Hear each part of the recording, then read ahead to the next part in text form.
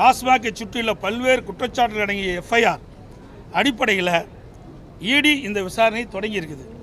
குற்றச்சாட்டுகள் எம்ஆர்பி விட கூடுதலாக வசூலித்த டாஸ்மாக் கடைகள், உத்தியோகஸ்தர்களுக்கு மதுபான நிறுவனங்கள் வழங்கிய லஞ்சம், பணியிட மாற்றங்களுக்கு லஞ்சம், இதையெல்லாம் அவர்கள் கண்டுபிடிச்சதாக அறிவிப்பு வந்திருக்குது.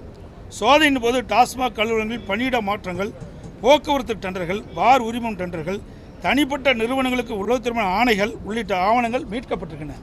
பார் உரிமம் டெண்டர்களில் ஜிஎஸ்டி பேன் இல்லாதவர்களும் முறையான கேஒய்சி இல்லாதவர்களும் டெண்டர் பெற்றுள்ளனர் என்பதும் இந்த சோதனையில் கண்டுபிடிக்கப்பட்டதாக செய்தி வெளிவந்துள்ளன.